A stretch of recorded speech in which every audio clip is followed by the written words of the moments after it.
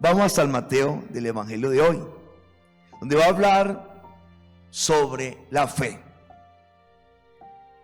La fe, mi querido hermano, es el instrumento que Él va a utilizar para traer a ti y a mí milagros, mi querido hermano. Es el instrumento. La fe es como el vehículo donde Él transporta los milagros para que lleguen a ti. Pero a veces ese transporte no está, o ese vehículo no está, y el milagro no llega a ti, mi querido hermano. Escucha lo que acabo de decir.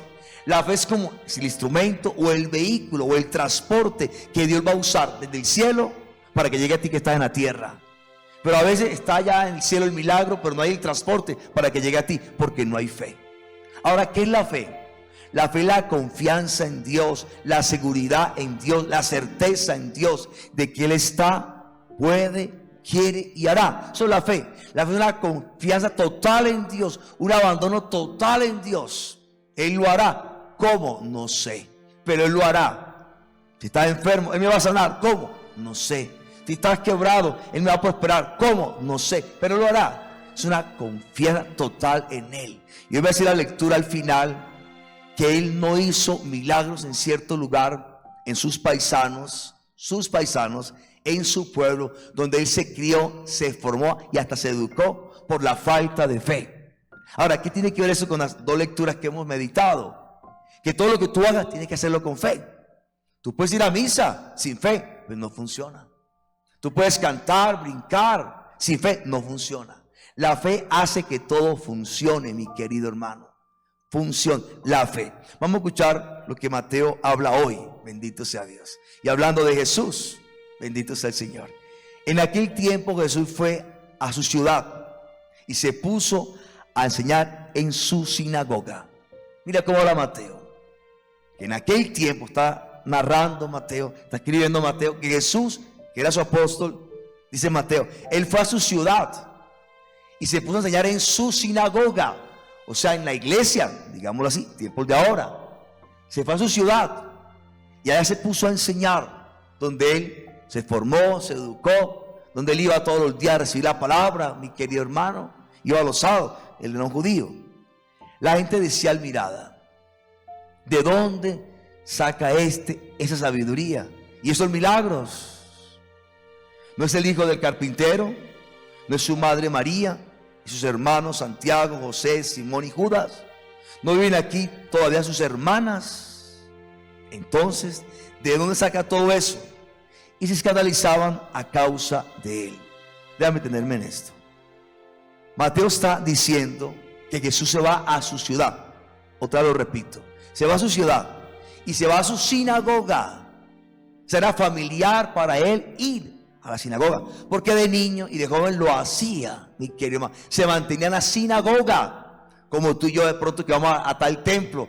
Yo voy al 20 de julio, voy a hacer de los milagros. Es familiar para ti ir a ese lugar. Jesús como niño y joven lo hacía.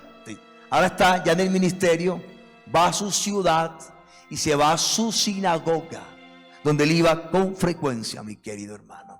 Ahora cuando llega, lo identifican. ¿De dónde saca esa sabiduría? Y esos milagros, ¿de dónde? Si lo conocemos. No es el hijo del carpintero, lo conocemos. José trabaja aquí en la carpintería y este es su hijo, lo conocemos. Aquí lo vimos crecer. No es su madre María, que también la conocemos, y sus hermanos Santiago, José, Simón y Judas. ¿No viven aquí todavía sus hermanas? Ahora, en esto me quiero detener. Cuando el Evangelio habla, o Mateo habla de hermanos y hermanas de Jesús, no está hablando de hermanos y hermanas de sangre, mi querido hermano. O sea, no está hablando de que sean hijos de José y de María. No, mi querido hermano. Si tú lees la cultura, la lees o la estudias, hasta el día de hoy, judía, mi querido hermano, los hermanos, primos, sobrinos, se dicen hermanos a todos. Bendito sea Dios. Cuando lee el libro de Génesis, que escuchamos hace poco también, que se hablaba que del hermano de Abraham, de Lot, y Lot no era su hermano, era que su sobrino, mi querido hermano. Y así vas a entender muchas cosas también, porque la Biblia habla sobre eso. Si Jesús fuera tenido más hermanos o hermanas, al morir él no estaría preocupado por su mamá, porque ahí quedaría ¿quién? Sus hermanos y hermanas. Él está en la cruz, muriendo, y está preocupado con quién va a quedar mi mamá. Porque en la cultura judía, y también en la nuestra, si la mamá, si él, digamos, si se muere, digamos, él tiene que mirar con quién va a quedar su mamá. Cuidar. Si queda con sus hermanos, pues la van a cuidar sus hermanos o sus hermanas. Pero como no tenía hermanos de sangre, Jesús, ni hermanas de sangre, en ese sentido, que eran hijos de José, hijos de María, estando en la cruz, él está preocupado, Jesús, ¿con quién va a quedar mi mamá? Mi papá José, adoptivo, ya murió, ella está viuda. Ahora va a quedar sin nadie que la ayude, porque yo voy a morir ahora. Y ahí está Juan, que es su discípulo, no es su hermano de sangre. Juan, que era un discípulo, le dice: Juan, era tu madre, madre a tu hijo. Y dice la Biblia que en aquel momento Juan la acogió en su casa. En aquel momento. Juan lo que dice es, digamos a Juan, de que María no tenía ¿qué? Hijos ni hijas. Iba a quedar sola. O sea, sin su único hijo, que era Jesús, y José ya había muerto.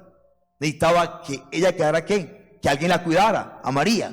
Se la dejó a Juan. Claro, eso tiene más mensaje, está más profundo, mi querido hermano. Esa es la respuesta para decir que Jesús no tuvo hermanos de sangre, en ese sentido. O sea, que fuesen pues hijos o hijas de José y de María. Pero que entender también la Biblia, que tuvo muchos y tiene hermanos y hermanas.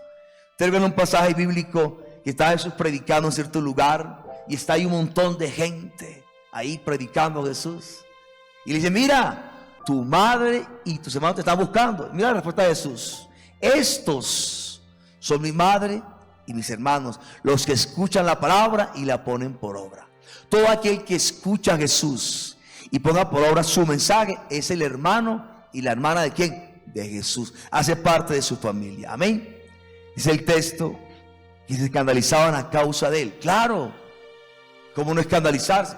Te vimos aquí naciste, creciste, te formaste, y como ahora con tantos milagros. Ahora traigamos esto al contexto. Cuando alguien se convierte en una familia o es conocido, pero yo a él lo conocía, como que ahora es un predicador, como que ahora le sirve al Señor. ¿Cómo? Si este era esto y esto, no lo puedo creer. No lo puedo creer que en verdad se haya convertido. Eso pasa todavía hoy en día. Cuando alguien se convierte de verdad, la gente queda escandalizada. Si yo lo conocí, si yo con él hasta gamineaba, dirán algunos, ¿cómo que ahora está con el Señor? No es posible. Eso es lo que está hablando aquí el texto. Se escandalizaban a causa de él, porque Jesús actuó de una manera muy normal. Escuchen esto. Pasaba que desapercibido en su infancia y su adolescencia. Desapercibido. Un niño bueno, sí, pero desapercibido. Ahora llega a su ciudad, va a su sinagoga, hace milagros, o han escuchado que hace milagros, habla con sabiduría. Pero ¿cómo es esto? Si le conocemos, su papá, su mamá, sus familiares, ¿cómo es posible? Y estaban que escandalizados a causa de él. Qué bueno, mi querido hermano, que tú y yo somos un motivo de escándalo en este sentido. Escándalo. Pero ¿cómo así? Mira cómo ha cambiado. Y la gente queda sorprendida, que se sorprendan del cambio que tienes, porque Dios ha tocado tu vida y tu historia. Y que la gente quede escandalizada o sorprendida por el cambio que tienes. Y te hago una pregunta. Tú que somos cristianos, católicos, marianos, que tenemos una historia de vida, hemos pasado por muchas cosas, y que la gente nos conoce del pasado, que hoy estés caminando tan bien con Dios, que digan: wow, tanto has cambiado, estoy sorprendido. ¿Tú cómo eras? Alcohólico, borracho, infiel, mentiroso, y ahora con el Señor. ¿Cómo así? ¿Cómo hiciste? Qué bueno que esos escándalos en este sentido lo provoquemos nosotros, mi querido hermano, y que la gente quede sorprendida de lo que Dios está haciendo en nuestra historia, en nuestro caminar. Jesús les dijo, escuchen esto: solo en su tierra y en su casa desprecian a un profeta. Y no hizo allí muchos milagros por su falta de fe. O sea, él quería bendecir a sus paisanos, a su gente, donde él se había criado y formado y educado. Quería hacerlo, tenía todo el deseo de hacerlo, pero no lo pudo hacer por la falta de fe. A veces, mi querido hermano, nosotros la cual de Dios la hacemos muy familiares, y perdemos como lo divino en las cosas que hacemos, en la oración personal, al leer la Biblia, al hacer un rosario, al ir a misa. Todos lo familiarizamos demasiado, que ya ahí no hay nada extraordinario, que nos falta fe, mi querido hermano. Aquella gente muy familiar, te conocemos, te vimos crecer, y él dice: wow, ustedes desprecian a un profeta, ustedes no creen que Dios pueda hacer algo en nosotros, ustedes no lo creen. O sea, que trata que decirle a ellos: solo en su tierra y en su casa desprecian a un profeta. Traigamos a contexto. Lo que estamos con el Señor y hemos tenido una historia, a veces nos desprecian. ¿Quién? La familia. Es la que menos nos cree. Es la que menos nos cree. Increíble. A pesar que han visto un cambio, no nos creen. No nos creen. La familia. Una vez le cree más a la gente de afuera que los de adentro. Eso lo está diciendo. Solo en su tierra y en su casa desprecian a un profeta. Jesús dijo también: nadie es profeta, ¿qué? En su tierra. Pero hay que asumir esto, mi querido. No importa que te desprecien, tú mantente con el Señor, mi querido hermano. Mantente con el Señor. Y al final dice Jesús: y no hizo allí muchos milagros, porque su falta de fe. Por su falta de fe. Lo que hablaba hace un rato, la importancia de la fe, mi querido hermano. Todo lo que tú hagas debe estar lleno de fe. Un rosario de fe, lleno de fe.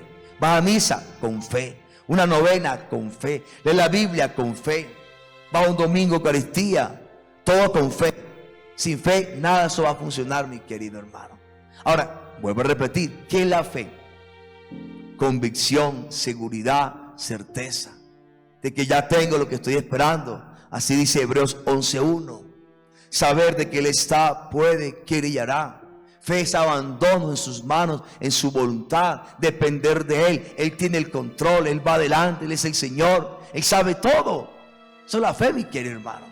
Y ese transporte o vehículo, como lo quieras llamar, Él lo quiere ver para poder traer ese milagro a tu historia. Y a veces está el regalo, está la bendición, pero no hay el transporte para llevarlo a ti, porque nos falta fe, mi querido hermano. Es el vehículo que Él va a usar, la fe. Cuando Él veía ese vehículo, hacía milagros. ¿Te recuerdan el centurión romano? Tenía un criado que estaba a punto de morir. Quería que Jesús le orara. Cuando Jesús va llegando a su casa: no entres a mi casa, no soy digno. Da la palabra y mi criado se va a sanar. Porque yo tengo autoridad y tú tienes autoridad. Dice Jesús: no he visto tanta fe en todo Israel como la de este hombre. Y ocurrió el milagro. Ocurrió el milagro, mi querido hermano. Necesitamos tener fe en el Señor, confianza en el Señor. Ahora, ¿cómo esa fe va a llegar a ti y a mí? No eso quiero terminar.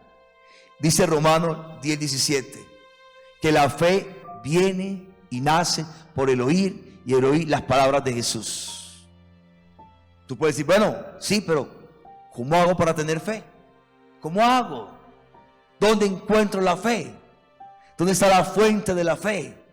Pues dice Romanos 10:17 que la fe nace y viene por el oír, y el oír las palabras de Jesús. ¿Qué hay que hacer entonces? Escuchar a Jesús. ¿Dónde? En los evangelios. Si tú lo escuchas, la fe va a venir, va a nacer en ti, la confianza, y a través de la fe Él va a honrar tu fe, y vendrán ¿qué? Todos los milagros. El primero, la conversión. Después, sanación, liberación, prosperidad. Lo demás vendrá añadido, mi querido hermano. Necesitamos todos los días escuchar a Jesús. A Jesús. Pero a veces a Él no lo escuchamos. No leemos los evangelios. Escuchamos farándula, otras cosas del mundo. Si a Él lo escuchas, según San Pablo, la fe va a venir y va a nacer, mi querido hermano. Y cuando Él ve fe, ahí vas a contemplar milagros. Y no hizo allí muchos milagros por su falta de fe. No muchos, hizo algunos no más. Quería hacer más milagros, pero no había fe. Yo a la gente le digo: ¿tiene un problema muy grande? Sí, todos tenemos problemas. ¿Qué hay que pedir para salir del problema? Aumento de fe. Tú puedes estar endeudado, quebrado, con un cáncer. Tu hijo puede estar perdido en las drogas. Tú puedes estar en un gran problema en este momento. Para salir de ahí, ¿qué necesita? Fe. Nada más fe. ¿Qué hay que hacer? Pedir la fe. Pedir la fe y ir a la fuente. ¿Cuál es la fuente? Las palabras de Jesús. Y termino con esto ahora sí, mi querido hermano. Había una mujer, dice San Marcos, se llama la hemorroísa, si le llaman a ella la hemorroísa. Esa mujer estuvo enferma 12 años con flujos de sangre, hemorragias. Dice la Biblia que esta mujer gastó toda su fortuna buscando ser sana. La gastó toda su fortuna, medicamentos, tratamientos, y empeoraba hasta el punto de que todo lo gastó. Todo lo gastó. No tenía seguro médico en aquella época, no existía, mi querido hermano. Todo era pagando todo. Estaba enferma de hemorragia, 12 años. Tenía dinero, todo lo gastó en médicos. Y nada, empeoraba, dice la Biblia. Pero que un día escuchó hablar de Jesús. Escuchen esto. Escuchó hablar de Jesús. O sea, permitió que alguien le hablara y escuchó de Jesús. Escuchó. Alguien le habló. Cuando tú vas al Evangelio, tú vas a escuchar hablar de Jesús. ¿A través de qué? Mateo, Juan, Lucas y Marcos. De Jesús. Ella escuchó hablar de Jesús. Dice la Biblia que dijo ella, que todo cambió su mente, dijo ella. Después de haber escuchado hablar de Jesús, dice la Biblia, ella dijo, solamente con que logre tocar el borde de su manto, yo sanaré. O sea, todo cambió en ella. Todo cambió en ella. ¿Cómo cambió? Cuando ella escuchó hablar de quién? De Jesús. Alguien le predicó. A ti y a mí. En cada Eucaristía alguien nos habla de Jesús. Hoy Mateo nos habla de Jesús. Nos habla de Jesús. Eso produce fe, mi querido hermano. Ella, ¿qué hizo? Lo tocó y se sanó. Jesús le dijo, mujer, qué grande es tu fe. Por tu fe tú has sido libre de ese azote. La fe, mi querido hermano.